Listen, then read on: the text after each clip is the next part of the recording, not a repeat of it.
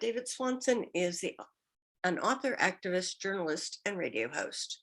He is the executive director of World Beyond War and campaign coordinator for rootsaction.org. Mr. Swanson's books include War is a Lie and When the World Outlawed War. He blogs at davidswanson.org and warisacrime.org. He hosts Talk World Radio and is a Nobel Peace Prize nominee.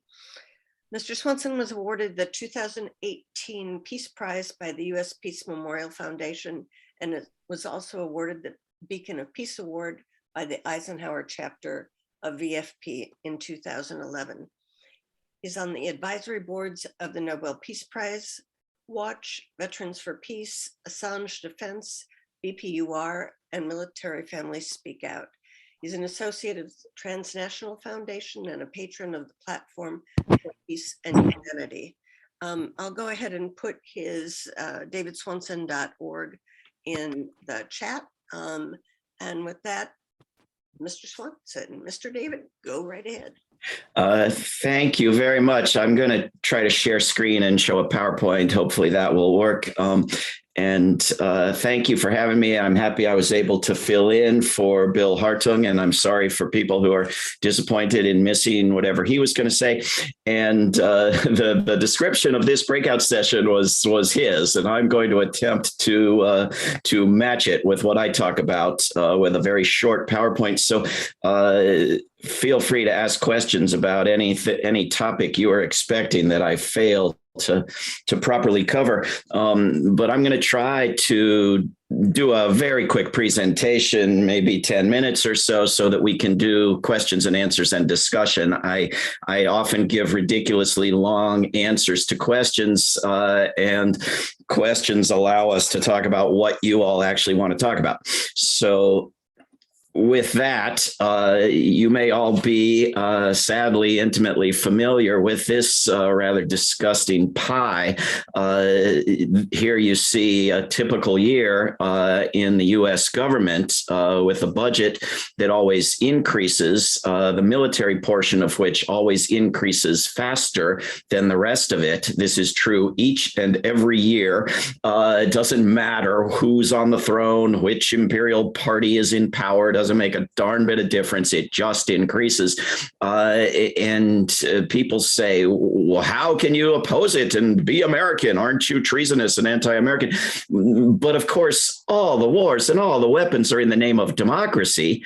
And every darn year, going back decades, you can poll the US public, and the majority want to decrease military spending and move money to human needs and environmental needs. And you can go back a couple of years to the 2020 Democratic Party platform and the candidacy of Joe Biden for president, both of which promised reduced military spending, fully intent. It was clear and is clear now on increasing it. So there's nothing democratic about it. There is, however, something democratic with a big D and Republican with a big R about it, as the two parties do it every time. And if this year is anything like last year, and the first stage already is the president asks for a huge increase. You can debate what inflation means to that, but at least a huge increase in dollar numbers. And then Republicans in Congress propose a big increase on top of that. And then our progressive anti-war leftist liberal heroes in the Democratic Party in Congress pretend that President Biden's increase never happened and object to the Republican increase beyond it, but then go ahead and pass an even bigger budget than any of those proposals. And so we've already seen the start of that process this year, like last year. This is not normal. This does not happen in any other country. The countries that spend $0 on their military, every single other country on earth is closer to them than to the U.S. level of military spending. The U.S. level of military spending, is greater than the next 11 or 12 countries combined, almost all of which countries are big purchasers of U.S. weaponry, pushed by the U.S. government to spend more and more. It's not human nature, when the other 96% of humanity is doing something radically different. And it's not a jobs program, no matter how sociopathic that sounds to the rest of the world when defending when defending the bombing of somebody's country by calling it a jobs program in your country. It actually isn't true. Military spending removes jobs rather than creating them, which does not mean that the people who work for the subcontractor of the military weapons dealer don't exist or their jobs aren't real. It means that not only if you spent the money on something else like education, you would get more jobs and better paying jobs, but also if you never taxed it from working people in the first place, you would have more jobs than what you get through military spending.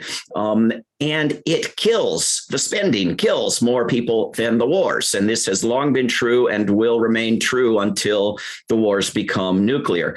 And this is because of, and I'll talk about this, I think, on the next slide again, but the almost unfathomable things you could do redirecting a fraction of military, 3% of just U.S. military spending, you could end starvation on Earth, to take one example. And of course, it's not defensive and benevolent. It's corrupt and counterproductive. And Pentagon officials admit to media outlets when they're exaggerating foreign threats for budgets and bureaucracies that Congress buys weapons the military doesn't want. And you get more enemies from the more bases you build, the more wars you get near the bases, the more bombs you drop, the more enemies you get near the bombs, et cetera. It's very often counterproductive on its own terms. The trade-offs, as I said, are almost unimaginable. We put up billboards around the world and around the United States trying to communicate to people what some of the trade-offs are. A little over 1% of U.S. military spending, you could give clean drinking water to the globe. When you talk about good intentions and defensiveness and global policemen, it's all blown out of the water when you consider what could be done instead with the money. President Eisenhower, after massive military spending and inventing the wonderful common practice of CIA coups, gave a nice speech on his way out the door and denounced, among other things, the unwarranted influence on government of the military-industrial complex. This, of course, comes in many forms: the bribes that are called contributions, the media access that favors pro-war statements, the revolving door, the employment before and after, the jobs that, even though you would have more jobs if you did anything else with the money or never took the money in the first place, they're real jobs, and people care when they lose them, especially when you don't bother to replace them. These are held over the heads of Congress members by weapons companies, and Congress members directly invest in and profit from the stocks of weapons companies and so forth. To take one example, the biggest weapons company in the world, Lockheed Martin. If you look at Open Secrets, Lockheed Martin's affiliates and Lockheed Martin, and we're talking about individuals who work at Lockheed Martin, spent almost $7 million on candidates last year, 2020 election cycle, candidates and political parties and PACs, and almost $13 million on lobbying. Among the candidates, almost $500,000 each to Donald Trump and Joe Biden. They don't take sides. They just buy them both. 197,000 Kate Granger, 138,000 Bernie Sanders, 114,000 Chuck Schumer. If somebody wants to denounce me as lying about Bernie Sanders, we can talk about that in a minute, but I'm not. Of Lockheed Martin's 70 U.S. lobbyists, 49 of them previously held government jobs, and many of them will again hold government jobs. Lockheed Martin gets $75 billion out of a $778 billion Pentagon funding bill. So 10% just goes straight to Lockheed Martin. And of course, the U.S. State Department works as a marketing firm for these companies. The Congress members who own the stock and profit when Lockheed Martin profits off killing and death, including from the war in Ukraine, which has seen huge profits already. Lockheed Martin actually brags that the wars are good for its business. And a congresswoman who bought Lockheed Martin stock on February 22nd, the next day, tweeted shamelessly, "War and rumors of war is incredibly profitable." To take an example of the jobs factor, the THAAD missile systems that are used to escalate tensions around the globe, in Korea, for example, is manufactured in bits and pieces in 42 US states, of course, not for reasons of efficiency. So the projects that we work on at World Beyond War in terms of education and activism look at advancing the arguments for ending war and standing militaries, the whole institution of war, around certain themes: the immorality, the endangering rather than protecting, the erosion of civil liberties, the justification for secrecy, the reduction of rights to free press and assembly and protest, the promotion of bigotry, the escalation you see in racist violence during and after big wars, the waste of $2 trillion. That's a global figure, but about half of it, $1 trillion, is U.S. military spending, accounting for all agencies and departments. The trade-offs, again, are amazing. The threat to the environment: not only is this the money that's desperately needed to protect the environment, and not only is it money that's creating the risk of nuclear apocalypse, which is, yes, as bad as climate apocalypse, just faster, but the U.S. military and the world's militaries in general are a huge contributor to environmental destruction, including climate destruction. I mean, we wouldn't have the climate problem if you just got rid of the militaries and lived, the disastrous consumptive lives in every other sector. That's what a big factor they are. And again, it's not a jobs program. It's an impoverishment and a concentration of wealth program. And alternatives exist. Nonviolent activism exists as a superior alternative to violence. In terms of areas of activism, I just wanted to put in here something that I expect you all know more about than I do, which is a campaign to divest Chicago's public money from weapons dealers that all of these wonderful organizations are collaborating on, and that you can find at worldbeyondwar.org/divest Chicago. And I think this moment when war is in newspapers and TV, not when war is happening, because there were wars happening a couple months ago, but when war is in the news, and suddenly our fantasies have come true, and corporate media outlets care about war victims and care about war as a crime and an injustice. We need to take this opportunity to demand that some 200 governments of the world step outside of the shadow of rogue pirate criminal enterprises in Washington and Moscow, and support democratizing the UN and upholding the International Court of Justice and the International Criminal Court and the treaties that the United States is party to as few of the major human rights treaties as any other country on earth, and tears up disarmament treaties and stands outside of, as Russia does, most of the important treaties banning particular weapons and practices. So there is no reason that the world should be putting up with this. And I think that's it. So with that, what would you like to talk about?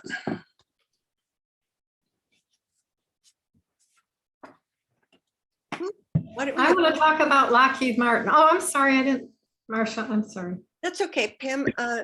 If we could have people raise their hands, and either David or I will acknowledge you rather than just everybody shouting out. Okay. But whoever that was could go first, and then absolutely, Pam. Okay, so we have a big problem with Lockheed Martin here. They're making literal combat ships up in northern Wisconsin and polluting the water, and they're not totally unnecessary. But we also have the problem that they want to bring 22 F-35 fighter jets to Madison, Wisconsin, and those are nuclear capable jets, and we've been fighting this for years. We're just opposed to it. And and the noise level is, of course, it's going over a poor, low-income minority neighborhood. So that's the side of it here in the U.S. Well, I don't know if there's anything I can tell you that you don't already know, but I can try. One is that April 21st to 28th is going to be a week of actions against Lockheed Martin and their abusive practices all over the world. I'm going to be at their headquarters in Bethesda, Maryland, with a group of people. We're going to protest and deliver a petition and then hang banners over a huge highway. And there are going to be similar actions all over the world on April 21st, which is the day of their annual general meeting, and for the next week through the 28th. And if you go to worldbeyondwar.org/stop Lockheed Martin, you will find a petition you can sign, how your organization can join the coalition, and look for local events or create them and list them there. And the case we have to make against Lockheed Martin and the horrors that they commit, part of which I stuck into that slide I showed.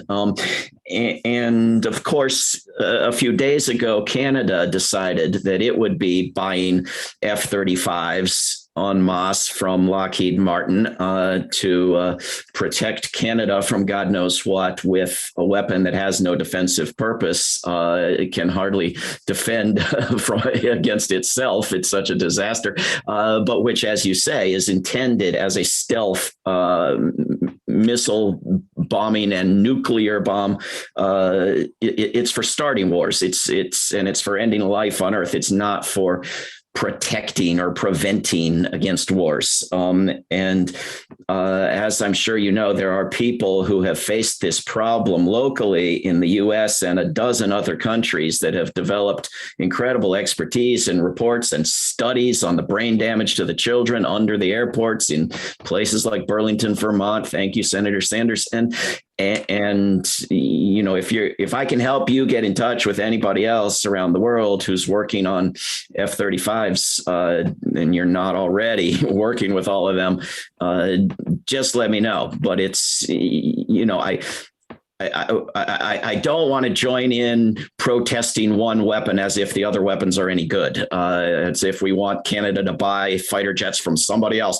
But this is the worst weapon, if it works. One of the least functional weapons that, you know, constantly crashes, and you know, and it's the most expensive weapon ever, and it's being pushed on countries by the U.S. government on behalf of a private company, to the detriment of the people who live in those countries and the world that has to live with those countries. So it's, you know, there's not a worse product or a worse corporation out there than the F-35 and Lockheed Martin. And to the extent that we can raise hell in a few weeks, we should. And Donald? is next. With all the attention and money and arms going to Ukraine now, it seems like saying anything would be just an uphill battle. How do you suggest that we mobilize?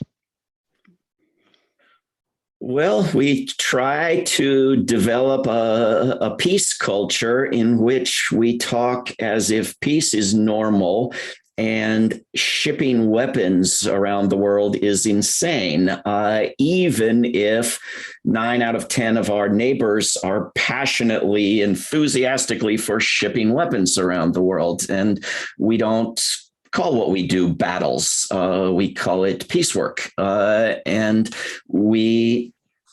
I think, I mean, I haven't proved this, even though I've been saying this for 4 weeks, but I think there's a little bit of an opening, despite the glaring hypocrisies, to say in letters to the editor and calls to radio stations and every other forum, thank you for finally caring about war victims and the outrage of launching wars. Can I help you out a little by pointing out the existence of Yemen and of Iraq and of the crisis in Taiwan and so forth? Do a little quiz and try to make it helpful and cheerful, not shaming. See if anybody can even tell you what colors the flag of Yemen has, while every house is being painted blue and yellow and everybody's Facebook is blue and yellow. Can we expand on this a little bit? Because of what I work on, I guess, and the media outlets I do interviews with and the people and the groups I talk to, I get about equal blowback from both directions, right? What the hell other choice did Russia have? It's purely defensive. And what the heck other choice did Ukraine have? It's purely defensive. I mean, I get them both with equal passion, and they're equally false because there are always better choices, right? And I think you can talk to people about whether they agree with the current director of the CIA, who thought that it would be crazy to give weapons to Ukraine and push Ukraine toward NATO because it would create a war with Russia. Whether they think, Barack Obama is a crazy pass. I mean, a guy who could bomb 7 countries in the same moment, but said shipping weapons to Ukraine would be crazy. Was he nuts? Was he a pacifist? What is the understanding now? And yes, it's tricky because anything that people are passionate about, they're not good at thinking about. And so you have to constantly explain to everyone that you're blaming Russia for all the evil things Russia does. And it doesn't take a speck of blame away from anyone else that you blame for doing horrible things that they do. You have to risk insulting people with the stupidity to avoid offending people, because there's this crazy habit of imagining that blaming someone for something somehow takes blame away from somebody else for something else, as if we've all become, criminal prosecutors and we just want to lynch somebody and then brush our hands off, so you have to try to figure out which group you're talking to, right? Are you talking to the people who think Russia had no other choices, or the people who think Ukraine had no other choices, and then try to explain some of the other choices? Who was not sending weapons to Ukraine that you just mentioned? A guy named Barack Obama, who was president for 8 years of the United States. Earlier. Okay. Yeah. What do you think about getting Taiwan to put sanctions on the United States? Well, I'm against sanctions that punish populations. But we're already punishing everybody else. Shouldn't we be punished? I'm just sick of us not being punished. I don't know who all is on this phone call, but most phone calls I'm on, there are people from all over the world. And regardless, I'm opposed to using the word we to mean the U.S. government, because I'm not sanctioning anyone. I'm doing everything I can. The U.S. sanctions. Sanction the U.S. government. Yeah. Yes, I World Beyond War, since the day it existed several years ago, has had an online petition to BDS and sanction the United States government. Again, I think the world's governments should hold the United States and Russia and these rogue warmongering, weapons dealing countries to account. But I think we have to be clear what we're talking about, because most sanctions, first of all, don't do what they're supposedly intended to do, right? I mean, sanctions are war. I get that, but we need war against us because we're the hegemon in the room. We've caused all this destruction. This is it's a false narrative to say that it's any kind of an equivalency with Russia is in the same way that it is with Israel and Gaza. There's no equivalency in Israel and Palestine, and the same thing, or at least closer with Russia. I'm sorry. You don't have to be sorry, and you don't have to believe that anyone thinks what you're opposing. This is another problem when you blame more than one entity in the same conversation, is that there's this assumption that it must be equal quantities of blame. And then the conversation turns to denouncing that as wrong, as of course it is. It's always going to be wrong. There's never equal quantities of blame. No two actions are ever the same. But to favor war on the United States, I'm sorry, I am not with you. I do not want to bomb people in the United States. I think when the United States possesses each and every weapon of mass destruction that it's pretending Iraq has and then bombing Iraq over, you can point out to people that the same argument would justify bombing the United States. But to actually favor bombing the United States, I'm sorry, I'm going to oppose that. And to actually favor making the people of the United States suffer economically, I'm sorry, I'm going to oppose that too. The fact is that the world is awash in money. There is ever more of it. It's just ever more concentrated. And there is absolutely no need in a remotely just world for anyone to suffer anywhere. And if you're going to talk about sanctions, what we should start talking about is courts of law, prosecutions, penalties on governments. If the United States wants Russia to answer to the International Court of Justice, but won't pay its fines from 36 years ago for its crimes in Nicaragua levied by the International Court of Justice, this is not how you do justice. We need the governments that don't commit the crimes to start upholding the law. We don't need the United States to do it, but we don't need the people of the United States to be punished any more than we need the people of Russia to be punished. We need the governments to be held to account. So I know that Robin was waving his hand a little while ago, so I want to make sure that everybody has the opportunity to speak. Robin, can you unmute yourself if you haven't already? Yeah, I just pressed the space bar.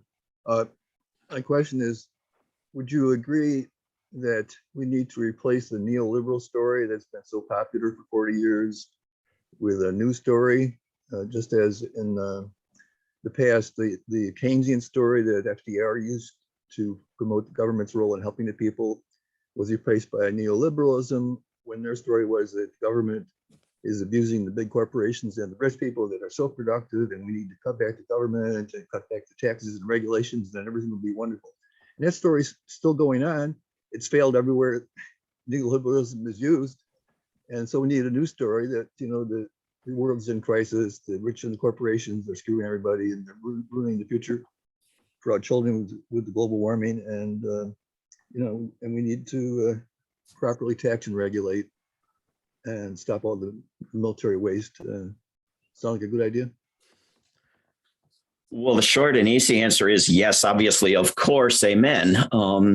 Just to add on it, I can't disagree with it in the slightest, but to add on it, I think there are very often stories, as you say, produced in corporate media and other outlets that present, a pair of choices. And the problem isn't that one of them's wrong. The problem is that we have to get outside of those very choices. So in U.S. political discourse, there's a debate between big government and small government, and both sides sort of avoid the fact that militaries cost any money.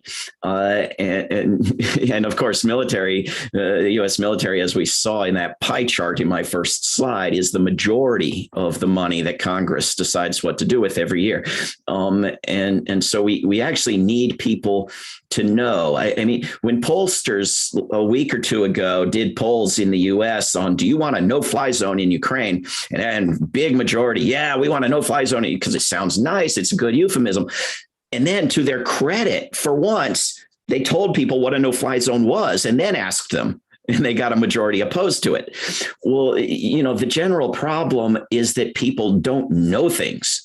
They don't know that militaries cost any money or how much or how it compares with how the U.S. military compares with other militaries or how many wars the U.S. is in. Or people in the United States actually think that the U.S. government doesn't support dictatorships and oppressive governments because the 2 or 3 that it doesn't, in contrast to the 25 or 30 that it does of the very worst governments in the world, are in the news all the time. And the wars are all against this dictator or that dictator. And so people have to find out that the US government is the world's top weapons dealer and the top armor and supplier of the most brutal, oppressive governments by its own definition in the world. They don't know these things. And then I think beyond the buying into the trickle down neocon nonsense, people have to be told that they have the power to do anything. Because we can get, as I said at the start, we have a majority every year that wants to reduce military spending, despite every effort of our entire communication system, right? You have a majority wants to move the money out of military spending. This is exactly what we want. This is where we would want to move people if we could communicate to them. But they don't believe they can do a damn thing about it. In fact, they believe that their responsibility as good U.S. citizens is to sit on their hands for almost 2 years and then go vote and yell and scream about how they voted and then go and sit and do nothing for 2 years, as if, nonviolent activism has just vanished from the earth, as if people voted themselves the right to vote. And so I think even more importantly than what we need, is to know the facts of the world and to know that we have the power to change them. So you're saying we need a revolution. Well, everybody's known that forever, but, it's not happening.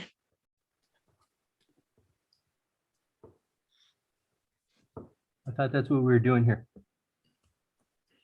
Just spread the word, I guess, and then it will happen. I'm just trying to be strategic, and I think we need to ask Taiwan to sanction the United States. Just saying.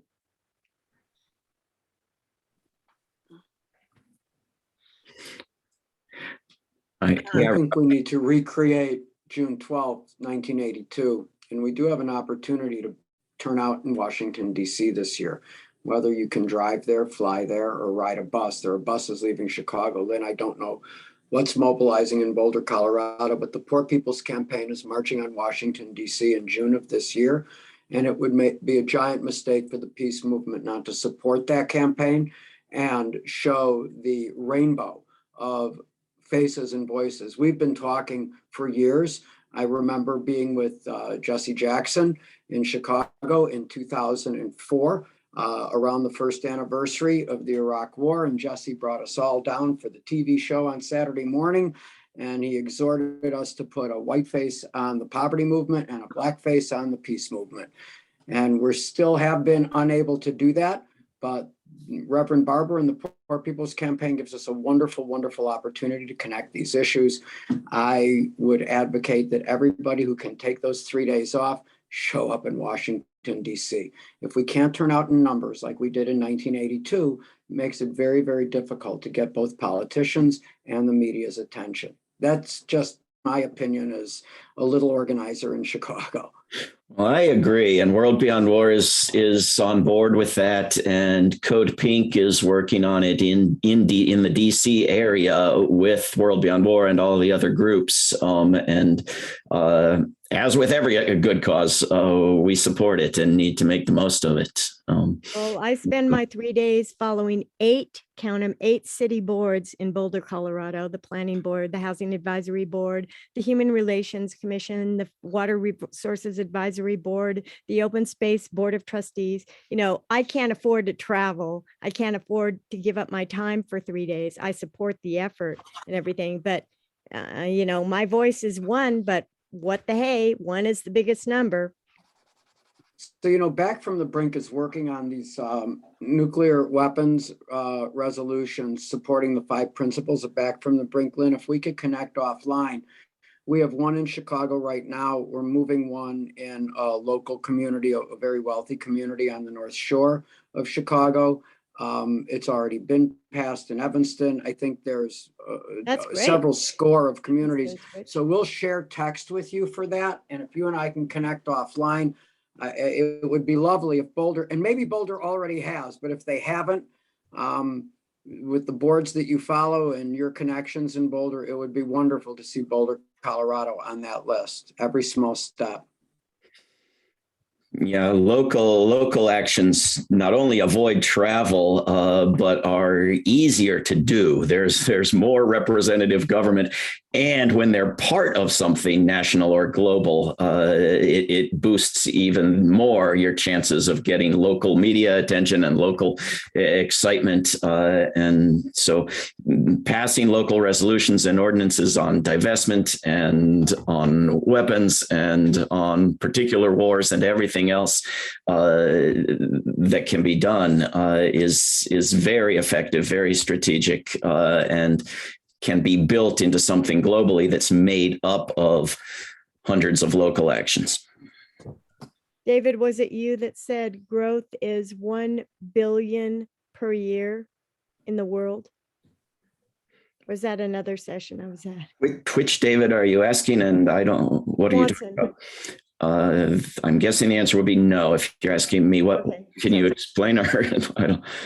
It might have been the first session I went to on China. Oh, I just got here, so I didn't say anything in any previous sessions. Okay, sorry. I think growth needs to be stopped, but that's the origin of the problem. I saw Robin waving his hand again. Yeah, he commented about people, especially in this country, not knowing what's going on.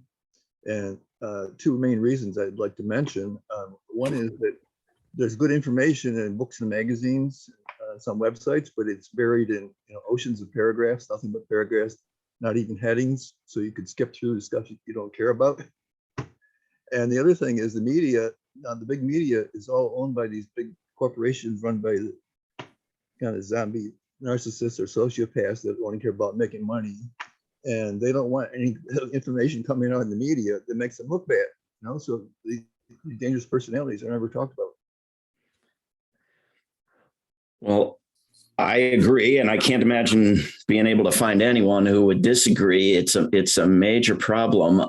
And in terms of issues of war and peace and abolition of war, we've tried our darndest and honestly, enthusiastically, gratefully welcome any advice on how to do better to make the worldbeyondwar.org website an open, clear, organized, heading-packed presentation of why and how to end war, which we augment daily with webinars and articles and reports and in-depth online courses that go for weeks.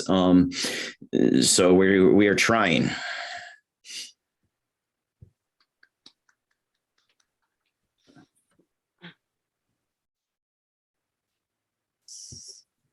So there are a number of folks here from whom we have not heard. David Phelps or James Gibbs, any thoughts or comments, questions? I guess I could say something. Thanks for highlighting the World Beyond War website with the talking points. I think it's a really good resource I'm going to look into more. And I know we were discussing about Lockheed Martin before. And they are truly an awful company. I mean, there's this thing in the news about like North Korea setting off these ICBMs. And there's this interesting story by Gareth Porter back in 2017 about how like the Lockheed Martin kind of used its influence with the George W. Bush administration to end the agreed framework that was giving like fuel aid in exchange for North Korea not doing its nuclear program. And Lockheed Martin and the Bush administration kind of killed that agreed framework so they could sell more weapons to South Korea. And, North Korea may not even have had a nuclear program if that agreed framework had been in place. So it's like Lockheed Martin is like even a company that doesn't necessarily make us safe because their real goal is just to sell weapons. Yeah, I mean, the more and more you look in the details of particular wars and escalations of conflicts towards war, the more you see weapons profiteering at the core. I mean, if you consume U.S. news and you just see the waving flags and the love for family and democracy and so forth, and you start to get a little suspicious, you first sort of open your eyes to the problems with the ideology and the hostility and the Cold Wars and so forth.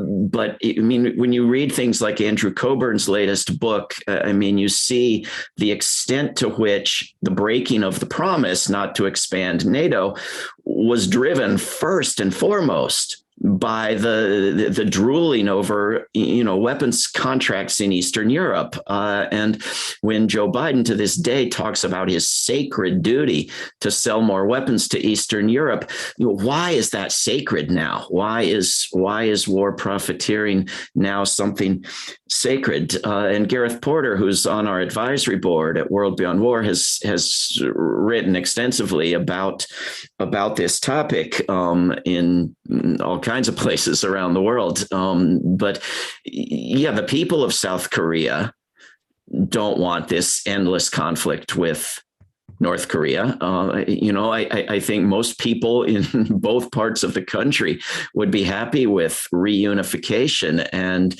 reduced hostilities. And, the United States just pushes and pushes for more bases, destroying farms. These are not popular things in South Korea, but more bases and more weapons and more profits to Lockheed Martin at the expense of peace and cooperation on the Korean Peninsula. And this is, typical of what we see around the world.